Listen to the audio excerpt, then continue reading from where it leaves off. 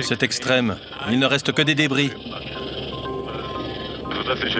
C'est une zone totalement sinistrée. Oui. Ça me fait mal de voir ça. Et comment? Le foyer de tant de personnes? La catastrophe de Blatten a été un choc.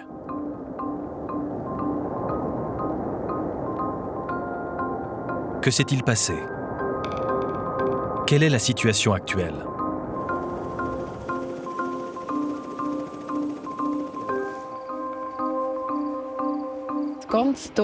Tout le village enseveli. C'est la sidération.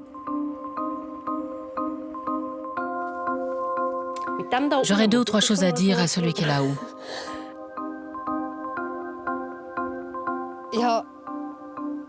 J'ai pris les gens dans mes bras et on s'est serré vraiment fort.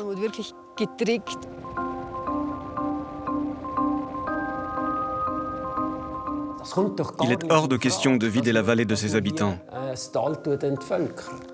qui est arrivé ne signifie pas la mort du Lötschental. On est devenus des hôteliers sans hôtel.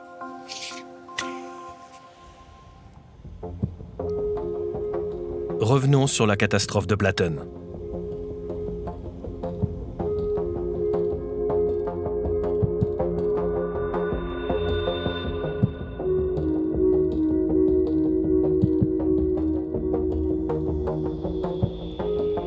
Nous sommes en route pour Blatten, dans la vallée du Lötschental, avec le glaciologue Daniel Farinotti. Tu as déjà vu un événement comme celui de Blatten? Clairement non. Il y a eu des événements similaires, mais ils se sont produits hors des zones accessibles.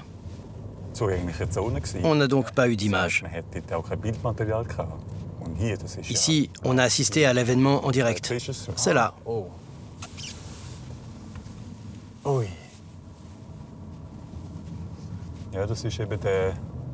Là, on voit la plus petite partie de la coulée. C'est un amas énorme. C'est là que se trouvait le village, non? On peine à imaginer que tout un village a été enseveli. Oui, tout le village est là-dessous. Blatten avant l'éboulement. Une commune forte de 600 ans d'histoire. Très appréciée des touristes, été comme hiver.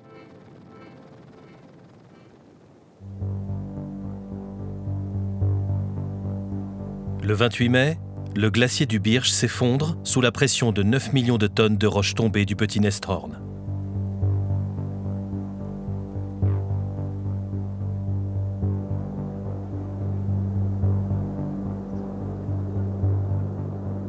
Les masses de glace et de roches dévalent la vallée à 240 km/h.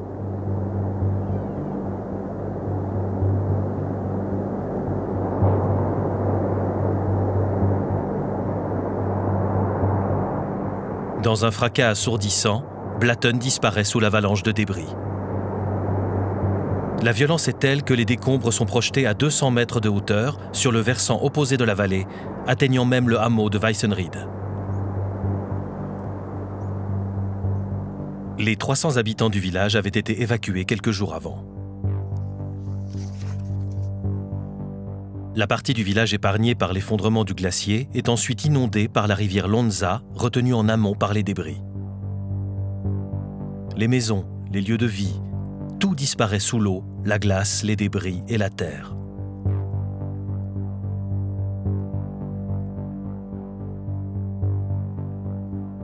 Le cône des Boulis mesure plus de 2 km de long et s'élève jusqu'à 30 mètres de haut.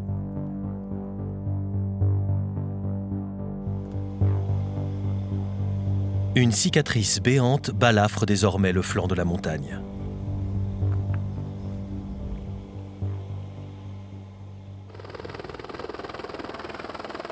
Comme la route est coupée après Villers, nous devons prendre un hélicoptère. Daniel Farinotti a survolé la zone peu après l'effondrement du glacier. Aujourd'hui, il veut voir ce qui a changé depuis. Donc on vole tout de suite en direction de Weissenried, c'est ça? Oui, c'est ça.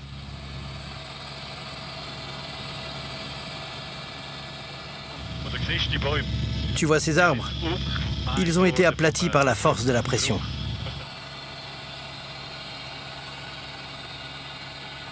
Profondément enracinés dans le village depuis des générations, les habitants ont tout perdu dans cet éboulement dévastateur. Une partie d'entre eux ont trouvé refuge à Kippel, un village voisin.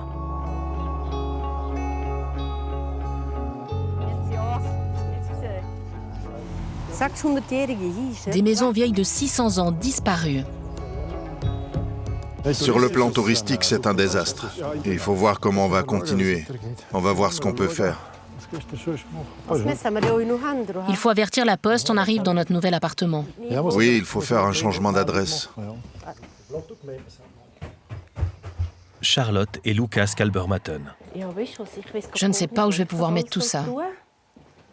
Leur hôtel a été complètement détruit par l'effondrement du glacier. Hier, on a eu de l'aide, c'était super. Nos 2 chambres sont prêtes, on va dormir ici pour la première fois. Lucas Kalbermatten tient beaucoup à ses livres de souvenirs. Mais Blatten n'existe plus. Désormais, leur nouveau foyer est à Kippel. On a beaucoup de chance que notre tante nous ait proposé de prendre cet appartement. Tout de suite, spontanément, elle nous a dit qu'on pouvait y rester aussi longtemps qu'on voulait.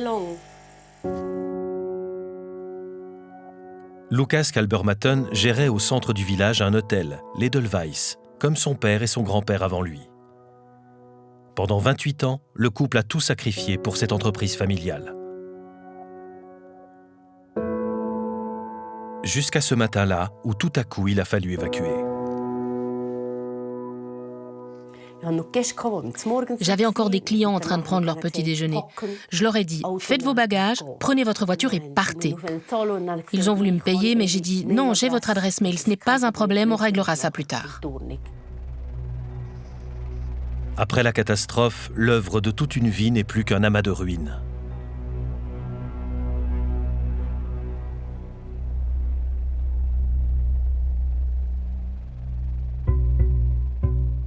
Il ne faut reculer devant aucun effort pour sauver ce qui peut l'être.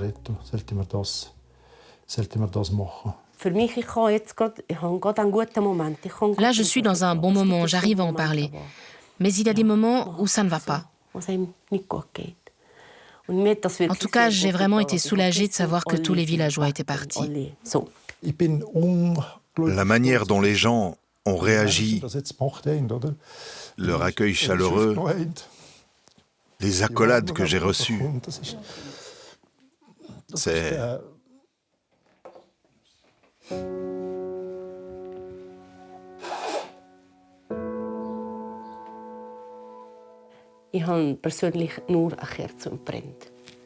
La seule chose que j'ai faite, c'est allumer une bougie.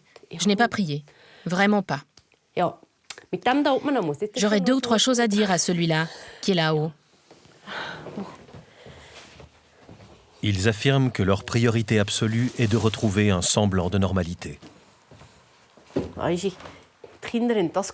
Les enfants ont été super. Ils nous ont acheté du linge de maison. C'est la seule armoire qu'on a dans notre maison, enfin notre appartement. Il faut que je m'occupe de ça. Que tu l'ajustes. Matthias Bellwald, le président de commune, est sur tous les fronts. Il vient de rentrer d'un vol de reconnaissance. Depuis la catastrophe, il s'occupe sans relâche des personnes sinistrées.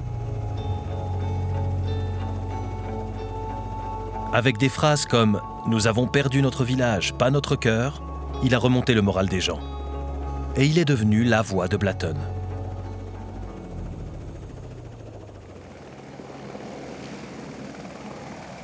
Matthias Bellwald n'était en poste que depuis 5 mois quand la montagne s'est effondrée. Depuis, il enchaîne les rendez-vous. Il vient prendre connaissance du rapport quotidien de l'état-major de conduite régionale. J'ai hâte de connaître les derniers développements de la situation. Le matin, c'est le plus important, parce que ça permet de voir ce qui s'est passé sur la montagne avec la rivière Lonza pendant la nuit.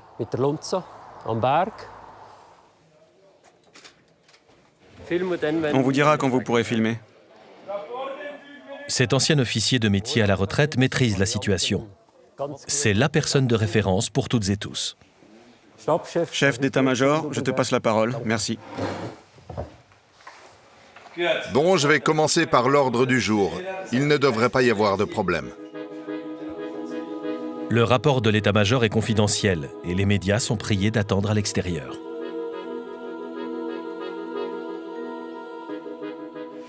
La commune de Kippel a-t-elle quelque chose à ajouter?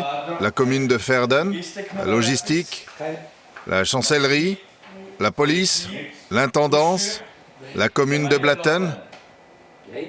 Dans ce cas, le rapport est clos. Le prochain aura lieu ici à 17h00. Merci beaucoup.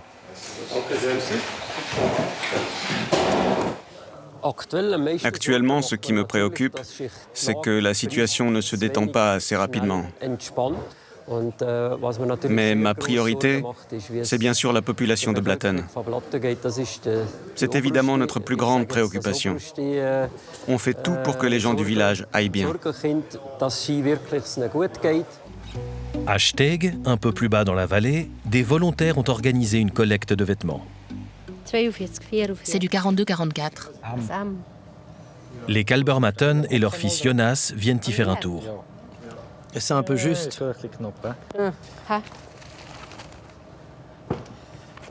C'est une des seules choses que j'ai emportées de Blatten, la veste en cuir. Maman, je te remercie d'avoir pensé à ma veste. Ta veste en cuir. Eh oui.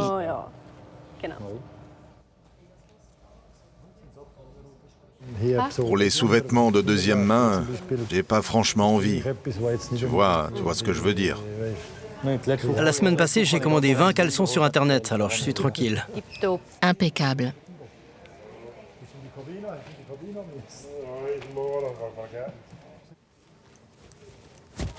Parfait, il va bien. On économise 200 ou 300 francs. Il me va parfaitement. Bon, j'irai pas à la messe avec, mais ailleurs, c'est parfait.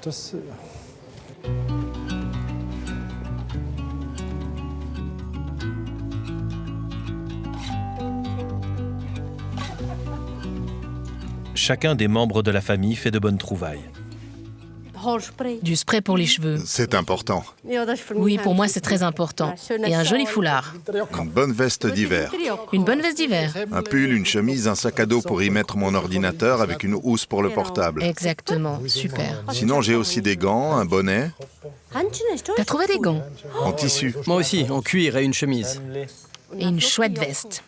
Pour porter sur le costume du dimanche. Oui. Et aussi une fine doudoune.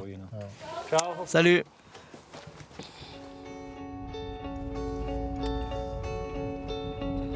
Jelena Kalbermatten a 23 ans. Elle vivait chez ses parents à Blatten. Elle n'était pas chez elle quand la montagne s'est effondrée.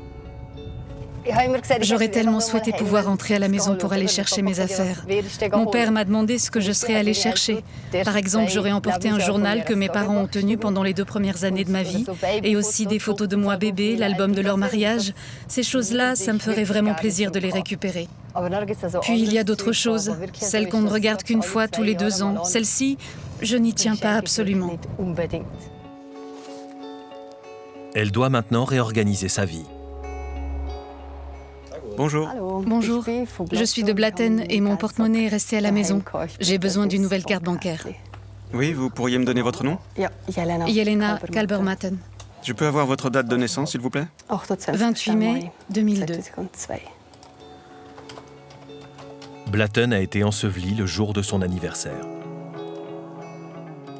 Cet anniversaire a été très particulier. Le président de la commune a dit qu'on allait effacer cette date, le 28 mai, du calendrier. J'espère qu'on ne va pas l'effacer complètement. Je me suis dit qu'on pourrait peut-être se revoir tous ensemble l'année prochaine pour cet anniversaire. Toute la population de Blatten. Et peut-être dans 5 ans, organiser une fête, tous ensemble.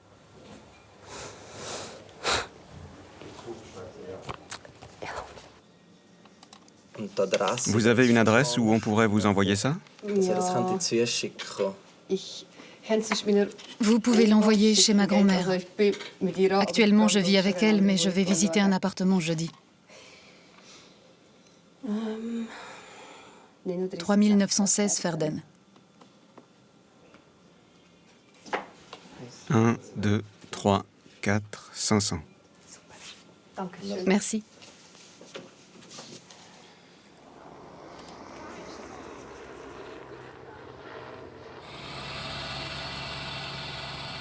Avec Daniel Farinotti, le glaciologue, l'hélicoptère nous dépose à Weissenried, sur le versant opposé de l'effondrement glaciaire. Depuis le point d'atterrissage, nous marchons jusqu'au cône des Boulis. Il faut une autorisation spéciale pour entrer dans la zone interdite. C'est vraiment... Franchement, je ne trouve pas les mots. J'ai vu pratiquement toutes les images qui sont passées à la télévision, mais depuis ici... C'est extrême. Quelle puissance, quelle violence. On arrive à quantifier ça? Ce qu'on voit là, c'est ce que la nature peut produire de plus violent. C'est sous nos yeux. Qu'est-ce que cette force a provoqué? Le fait que le matériau de l'effondrement de la montagne se soit mélangé à la glace explique l'ampleur de cet événement. Ce mélange est fluide, du moins en partie, et c'est ce qui lui permet de s'étendre. À quel point ce versant de montagne est-il instable actuellement? Est-ce qu'on peut déjà répondre à cette question grâce aux données que vous avez recueillies? C'est ce qu'on entend. Tu entends, n'est-ce pas? Oui, c'est une sorte de bourdonnement incessant. Exactement. On entend l'eau, d'une part, et d'autre part, les pierres qui sont toujours en train de tomber. Ce processus n'est pas terminé. Quelle est l'influence de la pluie en ce moment? Il se pourrait, d'après nos observations actuelles, qu'on soit confronté à de très grandes quantités d'eau, en cas de forte pluie par exemple, ou en cas de forte chaleur, ce qui ne va pas tarder, et que ça entraîne la formation de couloirs d'éboulis. C'est ce qu'on voit là-bas. On a alors un mélange de roches, de terre et d'eau qui se déverse. Tu es allé sur le cône des Boulis, tu as pu y effectuer des premières analyses. Hein. Tu nous montreras les images tout à l'heure quand on sera au sec. Dans un moment, on va monter au-dessus du flanc de la montagne. Qu'est-ce qui te paraît important? Parce que ton travail, c'est de faire des photos pour avoir une idée de la situation. C'est très important pour les personnes chargées d'évaluer la stabilité du cône d'éboulis, de savoir quelle quantité de matériau est encore présente et de connaître la distribution granulométrique. Donc de savoir s'il s'agit de grosses pierres ou de petites pierres. C'est ce qu'on va observer. Pourquoi c'est important de savoir ça? Pour pouvoir estimer au mieux la stabilité du cône d'éboulis. Parce que ce n'est pas encore fini. Si des événements plus importants devaient se produire, ils pourraient charrier partiellement ce qui est encore en suspens sur le glacier, et ça tomberait sur le cône. Il se pourrait alors que le cône d'éboulis ou une partie de ce cône se déplace. C'est une information très importante sur le plan de la sécurité.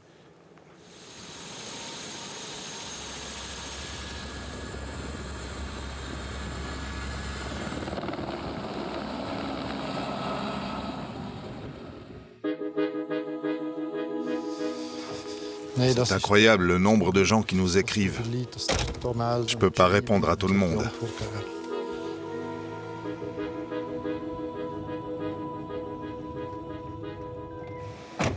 C'est la première fois que tu viens ici? La Lonza se creuse actuellement un nouveau lit. Auparavant, son cours était situé nettement plus au sud.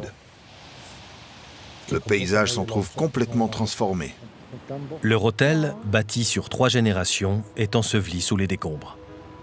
C'était notre passion. On a mis 20 ans pour faire de cet hôtel ce qu'on avait envie qu'il soit. On avait du succès, les affaires marchaient bien. On commençait enfin à gagner de l'argent, alors qu'on a longtemps travaillé pour rien. On faisait fonctionner l'entreprise et on investissait.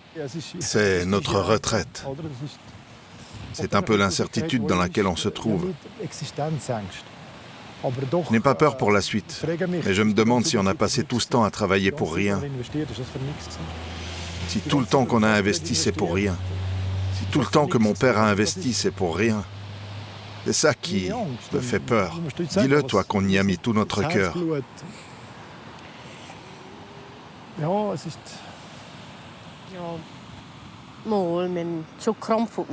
On a vraiment bossé dur tous les deux. On a fait tout ça ensemble. J'ai le sentiment que d'une manière ou d'une autre, une nouvelle étape de ma vie se profile. J'ai toujours des affinités avec le domaine des soins. Je vais probablement tout simplement retourner auprès de mes vieux patients en tant qu'infirmière. Hier, elle m'a dit qu'elle aimerait bien retrouver ses vieux patients et leur beurrer leurs tartines. Oui, exactement. C'était sa passion, elle aimait son travail. Quand on s'est mariés en 1997, je lui ai demandé ce qu'elle voulait, si elle voulait qu'on reprenne l'hôtel. Si elle m'avait dit non, je n'aurais pas repris l'hôtel familial. Je ne l'aurais pas acheté. Quand elle a dit d'accord, je suis avec toi, on va faire ça ensemble. Bien sûr, ça a été un grand engagement envers moi. J'ai toujours gardé ça à l'esprit, même quand parfois les choses n'étaient pas simples. Les gens du Lötschental n'ont pas été rayés de la vallée. Ce qui est arrivé ne signifie pas la mort du Lötschental. On est devenus des hôteliers sans hôtel.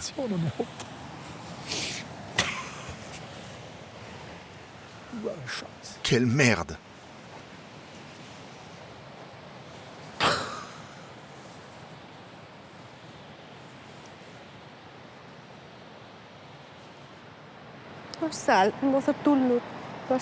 C'est rare qu'il pleure.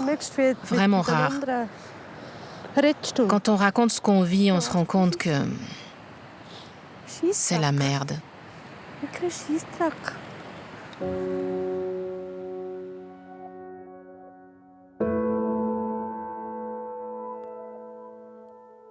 Jelena Kalbermatten cherche un peu de calme sur l'alpage de Faldum, à 2000 mètres d'altitude.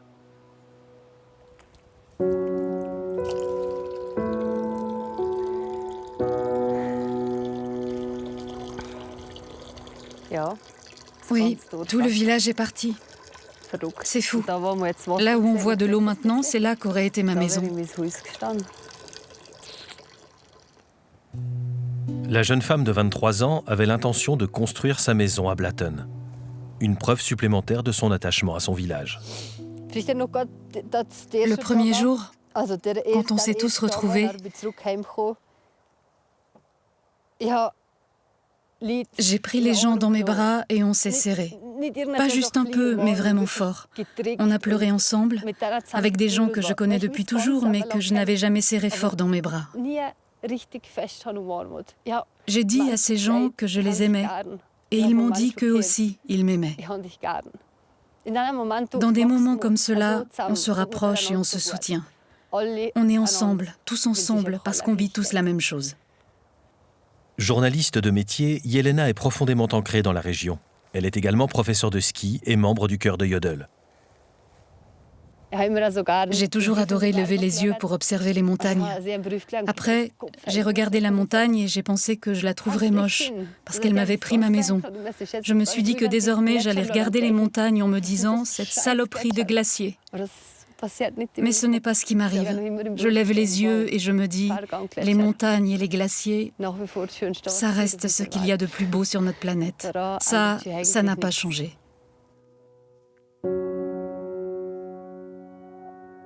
C'était si beau. C'était juste beau. J'ai 23 ans et j'ai eu 23 années parfaites. Il faut simplement être reconnaissante d'avoir eu ça. Bien sûr, c'est douloureux de ne plus pouvoir y retourner, mais je crois qu'on va réussir à maintenir notre communauté. J'ai réalisé qu'on avait tous perdu notre foyer et qu'on était tous dans la même situation. On veut tous rester ici. Alors on va renforcer les 3 autres communes. Parce qu'ici aussi, il y a une tendance à l'exode. Maintenant, on sera de Verden. C'est bien aussi. L'important, c'est qu'on reste ensemble et qu'on garde ça, être ensemble. On vivait super bien tous ensemble, et on est tous encore là.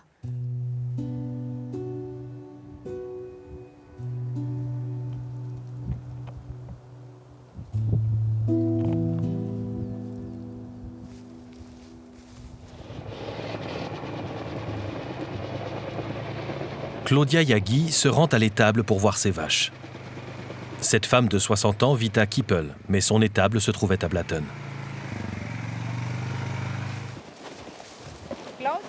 Salut Babette. Tout va bien. Comme l'étable a été détruite, ses vaches pâturent désormais à Kippel. Elle a réussi à toutes les sauver. C'est ma vie depuis 25 ans. On a commencé avec 2 vaches et maintenant on a un grand troupeau. C'est la vie. On nous a dit vite, vite, vite, il faut partir, partez, allez, allez. On était dans l'étable à moutons quand le véhicule des pompiers est arrivé avec un mégaphone pour avertir les gens.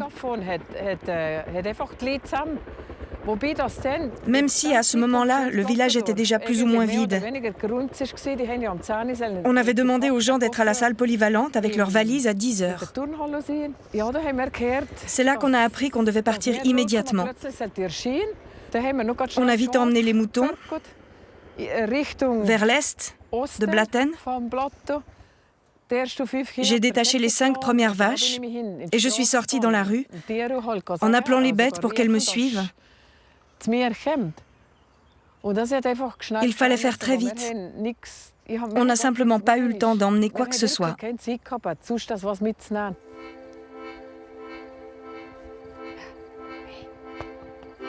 Elle est partie à pied jusqu'à Kippel, qui est à moins de 5 km, en emmenant 17 vaches. Quant à ces moutons, ils sont toujours éparpillés quelque part dans la montagne. Si j'étais chez moi et que je n'avais pas à m'occuper de mes bêtes, je ressasserais encore et toujours les mêmes pensées, sans pouvoir penser à autre chose. Les émotions remontent. On ressent une tristesse infinie que ce soit arrivé, que ça se soit vraiment passé. Tout le village enseveli. Je suis sidérée.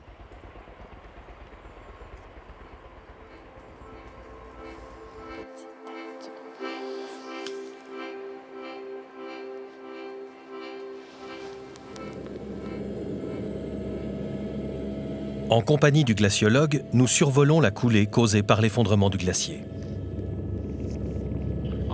On va aller tout droit et ensuite on remontera en longeant le cône d'éboulis. Exactement. On ne va pas s'approcher trop à cause des chutes de débris. Évidemment. On sent des turbulences, c'est quoi? Oui, c'est ça. Tu vois ce qui arrive? Ah oui, ça descend. Les pierres continuent de tomber. Sur tout le flanc de la montagne, il y a encore de l'activité. Je veux dire qu'il y a encore un volume significatif de matériaux rocheux qui descend. Là aussi? La chute de pierres est constante. Elles tombent les unes après les autres. En ce moment, c'est plus calme.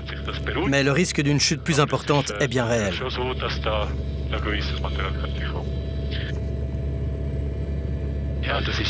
C'est impressionnant. Ça n'arrête pas de bouger. Les pierres n'arrêtent pas de tomber.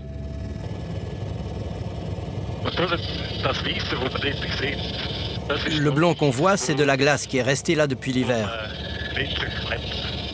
Ok.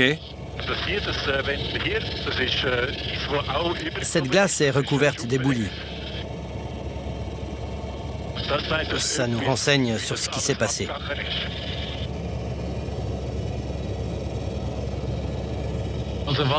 Qu'est-ce que ça vous indique? Cette imposante masse de glace s'est littéralement ancrée au terrain. L'extrémité frontale du glacier, fermement soudée au socle rocheux, a enduré une pression croissante venant de l'amont, jusqu'à ce qu'elle finisse par se fracturer et basculer vers l'avant.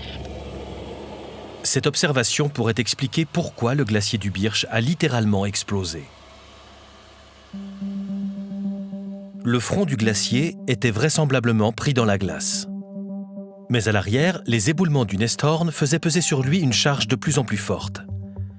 La pression a provoqué la formation d'eau sous le glacier, dont l'épaisseur peut atteindre jusqu'à 50 mètres, créant une véritable couche de glissement.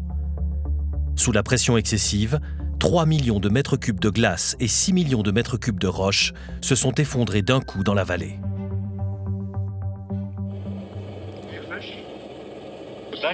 Lucas, pour descendre, tu pourrais longer ce couloir et survoler le lac.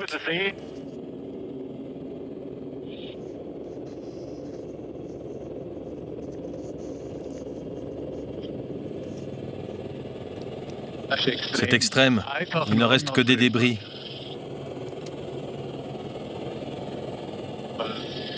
C'est une zone totalement sinistrée. Ouais. On voit qu'il y avait des maisons, la route. On voit la Lonza qui coule. Je ne sais pas pour toi, mais moi, ça me fait mal de voir ça. Et comment? Le foyer de tant de personnes? Mais quand on voit ça, bien sûr, on se demande si c'est simplement un événement extrêmement rare ou si c'est dû au changement climatique. Il est encore trop tôt pour dire s'il s'agit d'un événement isolé. Il faudra mener des analyses pour le déterminer. Cela dit, on peut affirmer que certains éléments de ce processus ont été influencés par le changement climatique. La fonte des glaciers, la fonte des neiges, le dégel, du permafrost, tout ça produit de l'eau. La grande question qui se pose, bien sûr, indépendamment de cet événement, c'est quelle influence le changement climatique a-t-il sur ce type de phénomène majeur? Les 5 frères et sœurs de Claudia Yagi vivaient à Blatten. Ils ont tout perdu. Un mois plus tôt, la famille y avait enterré un proche parent. Le cimetière est parti. Il n'est plus là. Le cimetière n'existe plus. L'église n'existe plus. Incroyable. C'est vraiment incroyable que ça se soit produit. Ce n'est pas seulement une maison qui a été emportée. C'est beaucoup plus que ça. Toute la vie du village. Tout a disparu. La culture.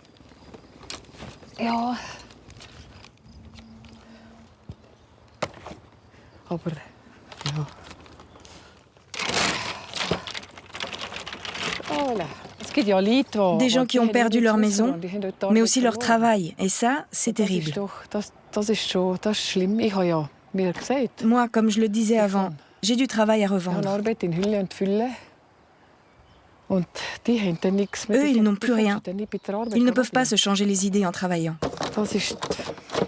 C'est là que ça devient difficile.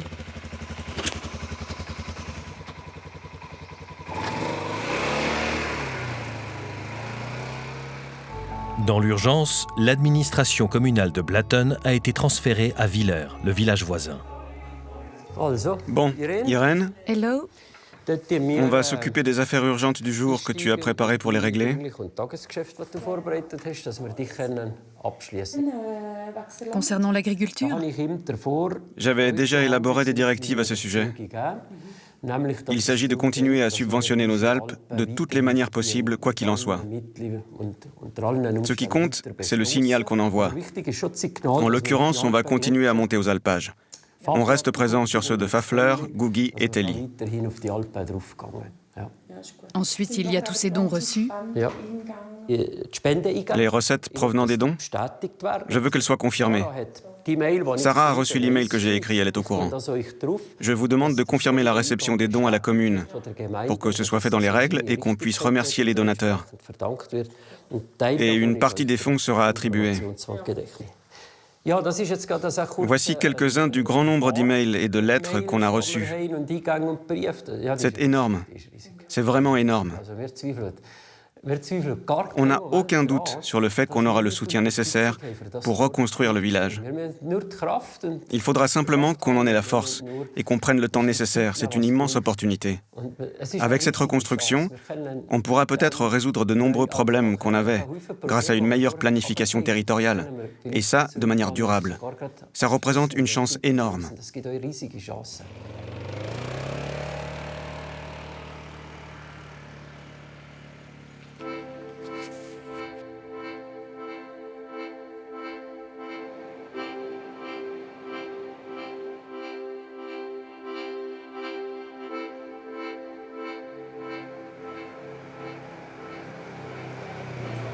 Claudia Yagi a grandi à Blatten.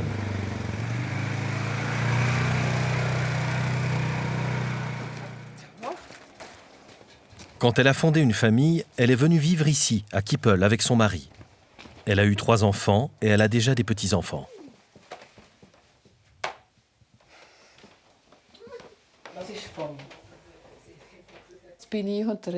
C'est moi et mon petit-fils.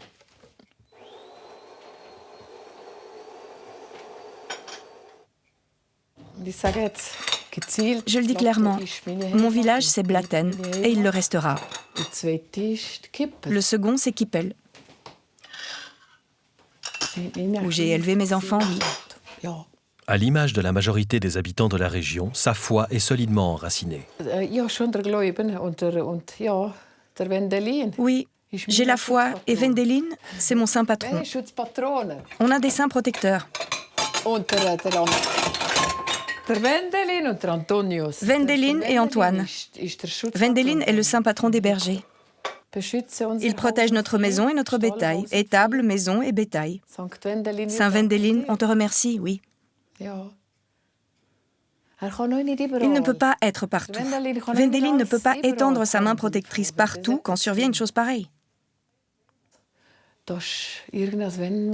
J'espère qu'un jour ou l'autre, ils vont reconstruire l'infrastructure de Blatten.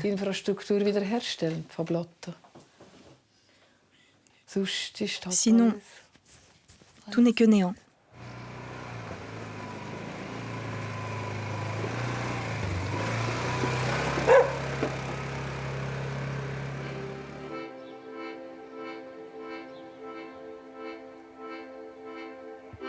Les tchegete, ces masques en bois sculptés à la main, sont une tradition ancienne et symbolisent l'attachement au lieu d'origine. On a le droit de vivre ici. Nos pères et nos grands-pères vivaient ici. C'est notre terre, à nous. On ne va pas l'abandonner et on ne va pas arrêter de la cultiver. On va continuer. On va reconstruire un village, gérer les alpages, développer le tourisme et l'agriculture pour que les familles aient de nouveau un avenir. Il est hors de question de vider la vallée de ses habitants. On vit ici. On a toujours vécu ici, avec les avalanches, avec les chutes de pierre. On n'a pas toujours eu de galeries routières, c'est vrai, mais on a toujours vécu ici et on veut rester.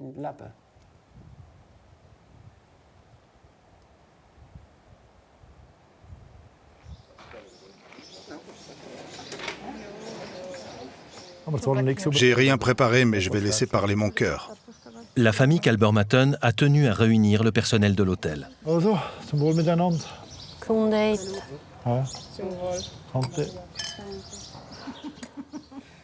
Je vous souhaite à toutes et tous plein de succès pour votre nouvel avenir. Même si ce n'est pas un choix, on doit tous trouver un nouveau cap.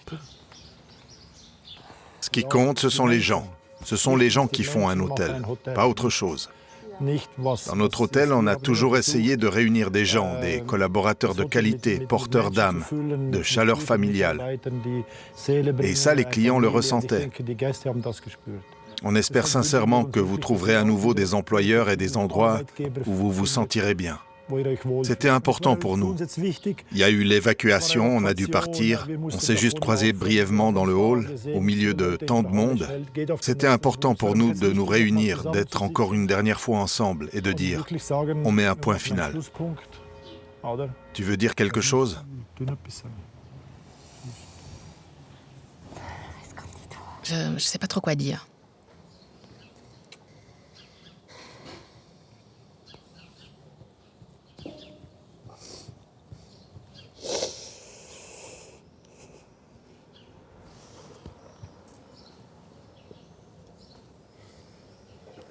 Bon nombre de leurs employés travaillaient pour l'hôtel depuis des années. Ma deuxième maison. J'allais travailler avec plaisir et fierté. On était bien tous ensemble.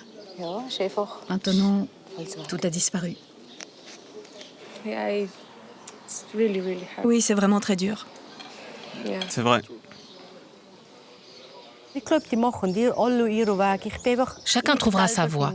Mais moi, je n'ai plus la force de diriger une équipe, d'être celle qui tire et qui motive, de dire « on se retrousse les manches, on y va ». Je dois m'occuper de moi. On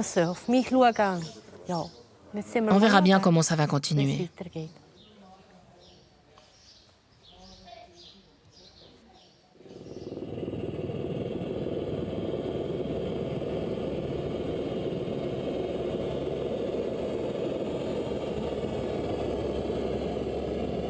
Dans le village de Villers, Daniel Farinotti tient à nous montrer ce qu'il a observé lors de l'inspection du cône d'éboulis.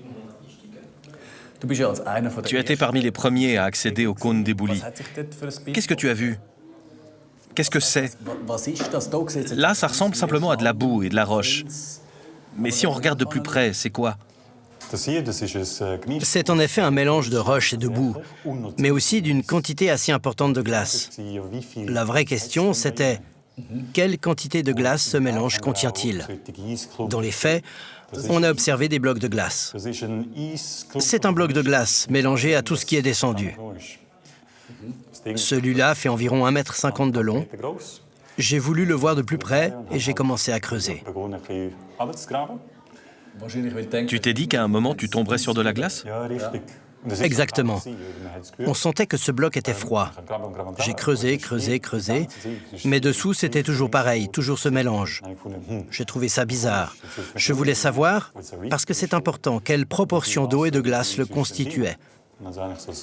J'ai alors prélevé un échantillon à l'aide d'un petit tube. Et qu'est-ce que tu as constaté? J'ai d'abord laissé le tube reposer pendant la nuit, avant de poursuivre. Mais regarde, la flèche indique la séparation entre l'eau en surface et les matériaux fins déposés au fond. Les analyses complémentaires ont montré qu'il reste encore beaucoup de glace dans tout le cône d'éboulis. Environ un tiers. Le reste est surtout constitué de terre et de gravats. Quel rôle cette glace joue-t-elle dans l'évolution future de ce cône? Tant qu'il y a de la glace à l'intérieur, elle continuera à fondre. Le cône va continuer à s'affaisser lentement. Il faudra donc du temps avant qu'il soit stable et qu'on puisse à nouveau construire dessus ou faire autre chose. Qu'est-ce que tu entends par « il faudra du temps » ? Combien de temps? Ça se compte en années. Ça dépendra aussi des conditions climatiques et de l'évolution du terrain. Dès qu'on aura plus de données, on pourra avoir une estimation plus précise. Ça te paraît possible qu'on reconstruise Blatten, à Blatten, là où se trouve le cône d'éboulis? Je pense que c'est encore trop tôt. C'est trop tôt pour parler de l'emplacement exact et je ne suis pas compétent pour répondre à cette question. Ce que je peux dire, c'est qu'il faudra réévaluer la situation, notamment la zone de danger qui devra être constamment ajustée. Pas seulement actuellement, c'est lié aux évolutions à venir. Il reste donc encore de nombreux défis à relever pour la communauté scientifique. Cette catastrophe offre néanmoins une opportunité unique d'apprentissage et de progrès pour la recherche dans ce domaine. Blatten est l'exemple qui montre qu'on a tout fait comme il fallait. Le village a pu être évacué à temps, on a pu tout préparer, ce qui a permis d'éviter que la situation ne soit bien pire. Cet événement est le mieux documenté qu'on ait eu à ce jour. Des caméras sous tous les angles, des capteurs, tout ce qu'il était possible de mettre en place.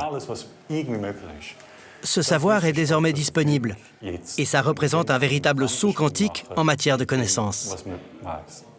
À Blatten, la science n'a certes pas pu sauver le village, mais la vie de tous ses habitants, à l'exception de celle d'un berger de 64 ans dont le décès fait l'objet d'une enquête.